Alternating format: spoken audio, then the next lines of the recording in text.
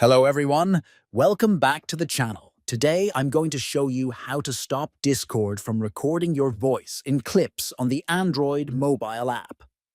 This is a quick and easy guide to protect your privacy and control what is shared when using Discord clips. First, open the Discord app on your Android mobile device.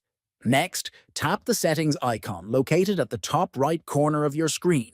Then, scroll down in the Settings menu until you find the option labeled Clips. After that, tap on Clips. Finally, find the toggle that says Allow my voice to be recorded in clips and turn it off. This will prevent Discord from recording your voice in clips. That's it for today's tutorial.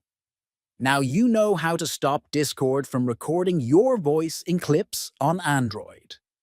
If you found this helpful, please like, subscribe, and leave a comment for more useful guides.